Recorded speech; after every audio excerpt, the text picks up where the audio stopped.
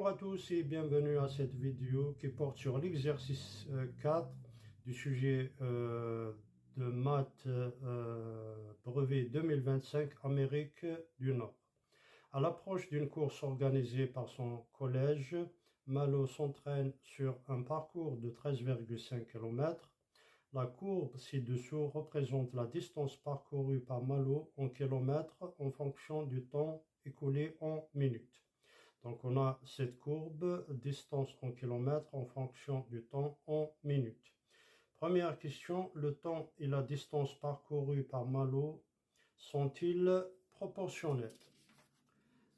Donc puisqu'il ne s'agit pas d'une droite qui passe par l'origine du repère, donc le temps et la distance ne sont pas proportionnels. De plus, sur l'intervalle temps 30 minutes, 40 minutes, la fonction est constante. Deuxième question, quelle distance Malo a-t-il parcouru au bout de 20 minutes? Aucune justification n'est attendue. Donc la distance parcourue au bout de 20 minutes, graphiquement, on trouve 4,5 km. Donc on cherche 20 minutes sur l'axe temps et on fait la projection sur le graphique. Ensuite, on cherche sur l'axe distance la valeur correspondante, donc on trouve 4,5 km. Troisième question, combien de temps a-t-il mis pour faire les 9 premiers kilomètres? Aucune justification n'est attendue. Donc on procède de la même manière, sauf que là, au lieu on cherche 9 km sur l'axe distance et on fait la projection sur le graphique et on descend. Là, on trouve la valeur correspondante en termes de temps, c'est-à-dire on trouve exactement 50 minutes. Donc graphiquement, il a mis 50 minutes. Quatrième question. Donc, quelle est la vitesse moyenne de Malo lors de cette course? Exprimez le résultat au dixième de kilomètre par heure près. Donc, il a mis 80 minutes, c'est-à-dire 1 heure et 20 minutes. Et on va transformer les 20 minutes en heures. Pour rappel, 60 minutes, c'est 1 heure, 30 minutes, une demi-heure, 15 minutes, un quart d'heure, 20 minutes, c'est 1 sur 3 heures, un tiers heure. Pourquoi? Parce que 3 fois 20, ça fait 60 minutes, donc c'est un tiers. Donc, 1 heure 20 minutes, c'est 1 plus 1 tiers heure pour parcourir 13,5 km. Et on sait que la vitesse égale la distance divisée par le temps. Et on fait l'application numérique. La vitesse égale 13,5 divisé par 1 plus 1 tiers. Après calcul, on trouve 13,125 km par heure. Arrondi au dixième près, ça donne à peu près 10,1 km par heure.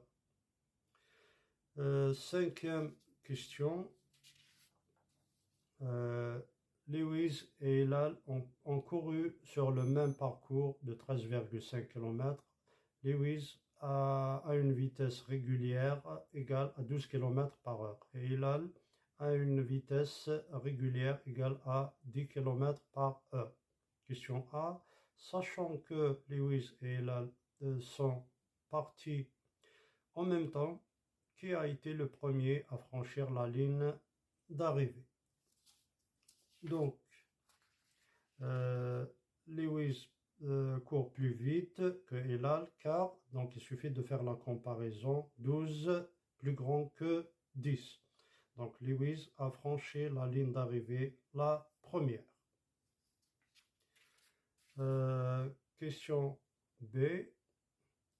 Quelle distance sépare Lewis et Hillel lorsque le premier des deux franchit la ligne d'arrivée. Donc là, on va calculer D, c'est-à-dire la distance qui sépare les deux athlètes. Donc je vais appeler TL temps mis par Lewis et TH temps mis par Hilal. Et j'applique la formule la vitesse égale la distance divisée par le temps.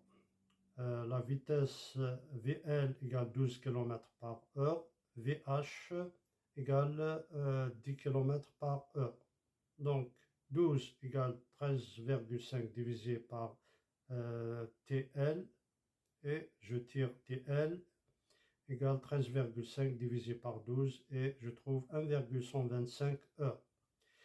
10 égale 13,5 divisé par TH et je tire TH, TH égale 13,5 divisé par 10 égale 1,35 heures.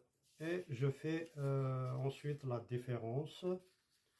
TH moins TL égale 1,35 moins 1,125 et je trouve 0,225 heures.